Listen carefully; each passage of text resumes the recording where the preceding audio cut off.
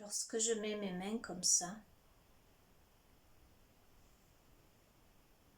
mes énergies circulent d'une certaine façon. When I put my hands like this, the energies circulate around the body in a slightly different way. Through the arms, they make a different circuit.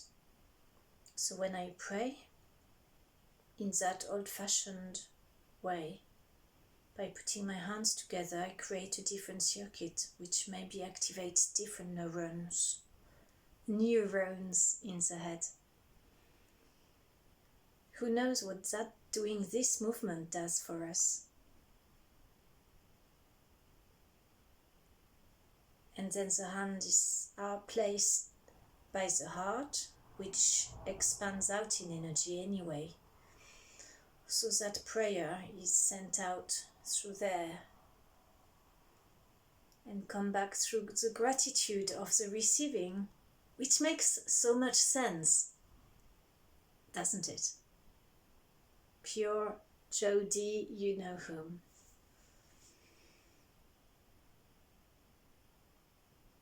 So I pray for all my brothers, all my sisters, all my fathers and all my mothers, and all of yours, to suddenly wake up with joy in this moment.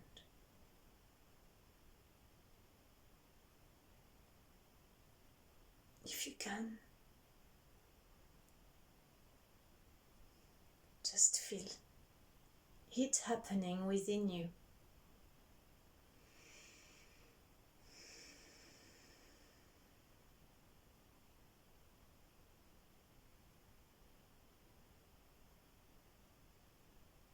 Earlier I was praying to the cells to, instead of decupler, of like splitting and becoming 2 and splitting and becoming 8, splitting and becoming 16. Instead they close themselves off onto each other, sort of, they close off just the same way they grew. Why isn't it possible? After all, how do we know?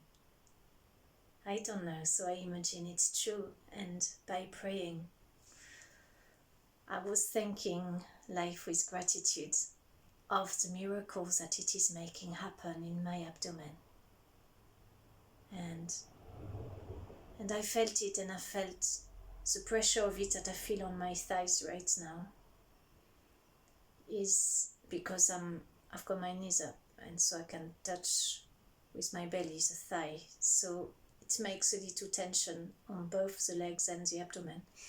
I was imagining that tension was just a nervous circuit in my mind which I had forgotten to erase because my body had changed, but I hadn't realized up there that it had, so it pretended the sensation was still here.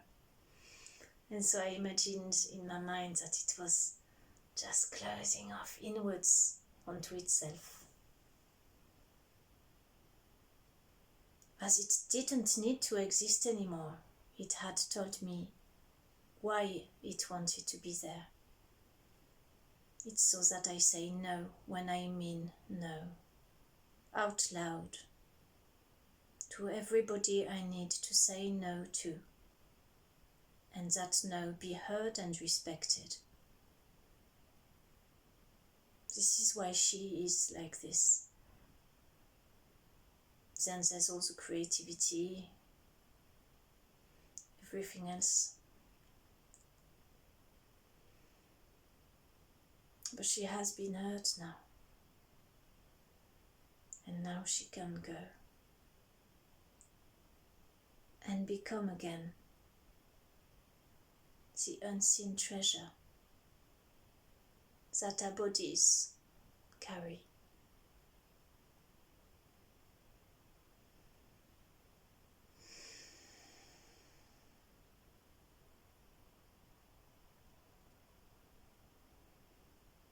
my friend gave me a book. Well, he lent me a book. And he said, work an hour and a half, an hour and 90 minutes, then stop and have 20 minutes of reading. And he gave me a flute as well, but that's pretty terrible so far. The book is The Cathars. So, I am going to read you the prologue. This is the Cathars, which were the most successful, in between brackets, heresy of the Middle Ages. Bézier, that's in France, in the southwest somewhere, I think. It was the feast day of Saint Mary Magdalene, 22nd of July, 1209, which is also my birthday, the 22nd of July, and an all-out massacre had not been planned. It had not been planned, okay. A French army from the north, under the leadership of the papal legate Arnold Amory, was camped outside the town of Bézier in the Languedoc. Recently arrived from a month-long march down the valley of the river Rhône, the army's mission was to demand that the town elders hand over the 222 Cathars, about 10% of the town's population, which they were known to be harboring. The elders refused. That they did so says as much for the power of the Cathar faith as it does for the complicated political situation in the south, in which the Cathars had been able to flourish. The Cathars had come to prominence in the Languedoc some 50 years previously and were by the beginning of the 13th century virtually the dominant religion in the Languedoc. Unlike the majority of the Catholic clergy of the time, the Cathars were conspicuously virtuous, living lives of apostolic poverty and simplicity. This in itself would have been enough to get the sect, branded as heretics, as happened to the Lyon-based group, the Waldensians. But what set the Cathars apart from the Waldensians was their belief in not one God but two. According to Cathar theology, there were two eternal principles, good and evil, with the world being under the sway of the latter, the evil. They were also implacably hostile to the Church of Rome, which they denounced vehemently as the Church of Satan. The Cathars were not the only one to oppose Rome. Most of the south of what we would call today France was fiercely independent and regarded both the Northern Army and the papal agents as foreign invaders. It was therefore unthinkable that the Cathars, fellow Southerners, could be handed over to opposition. The enemy was not heresy, but anyone who challenged the authority and autonomy of the local nobility, the powerful counts and viscounts of Toulouse, Foix and Carcassonne. The combination of heresy and politics was a combustible one, however, and Pope Innocent III saw sufficient grounds to call for a crusade. The West had been launching crusades with varying degrees of success ever since 1095, but they had all been directed against the Muslims. Under Innocent's pontificate, that began to change. The Fourth Crusade, launched in 1202, did not bode well for the heretics and nobles of the Languedoc. Although aimed at the Holy Land, the Crusader veered wildly off target in the spring of 1204 and sacked the fellow Christian city of Constantinople. sacked. Oh, as in they probably ransacked it or something. So what happened? I need to read a bit again because this was so intense. I've forgotten what the beginning of the paragraph was about. So the Pope been launching crusades against the Muslims, and then they began to go for the Cathars and nobles of Languedoc.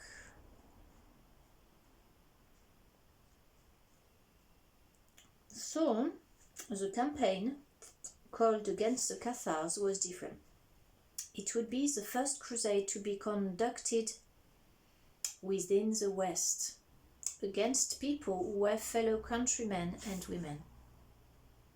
Arnold Amory called for a meeting with his generals. It was clear that the heretics were not going to be given up without a fight.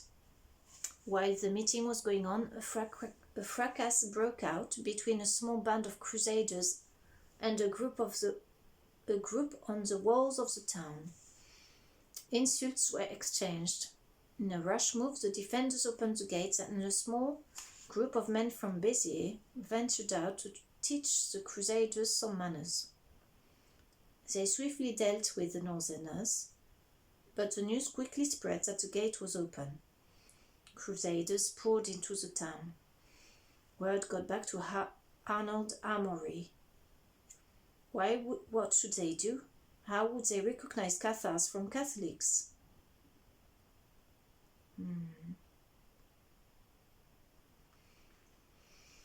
The papal legate, paraphrasing Timothy, uttered the notorious command, "Kill them all. God will recognize his own." In the ensuing bloodbath of abattoir Christianity, between 15,000 and 20,000 innocent people were butchered.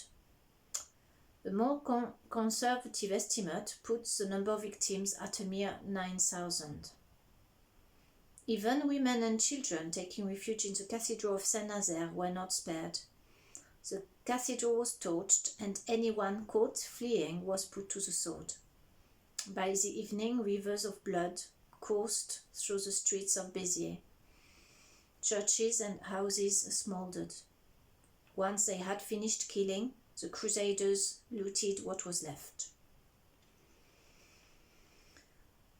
The Albigensian Crusade, as it came to be known, had begun. Unlike the Fourth Crusade, however, it had gone out of control at the very beginning.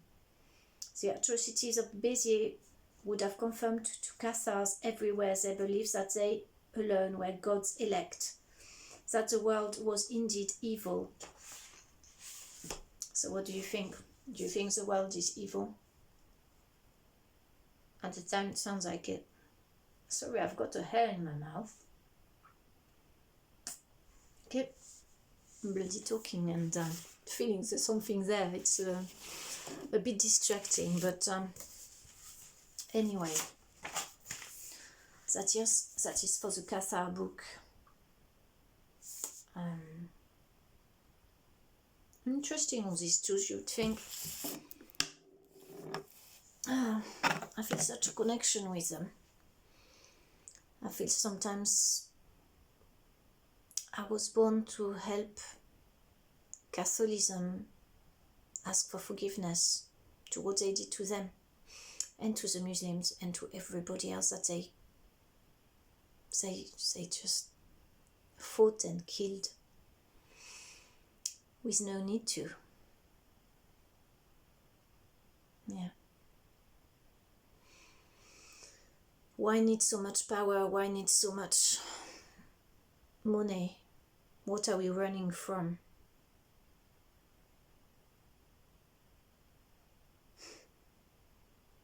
Is a religion really bringing us peace? How do we listen to each other? How do we speak to each other? How do we speak to ourselves?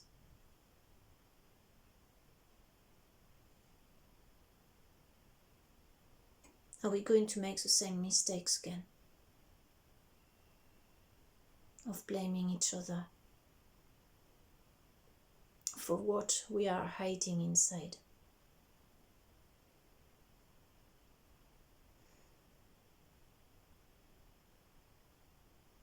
Shall we play some flute?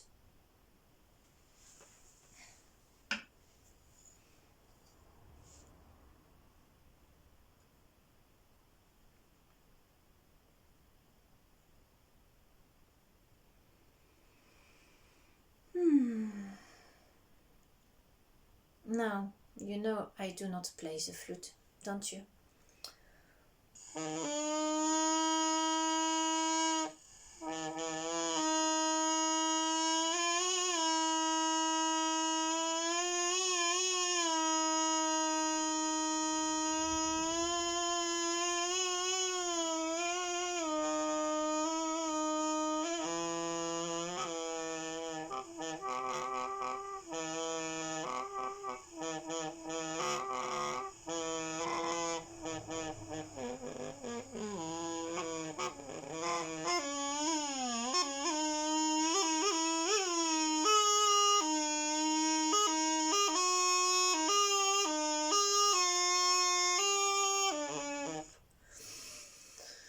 I think that's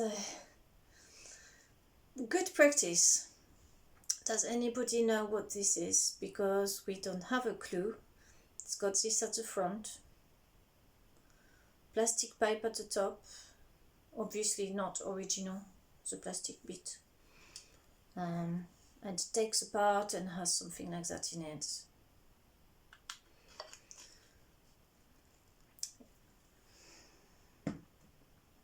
I'll just play it like that, see what happens. Something might come out one day, you never know. Right. Time to go.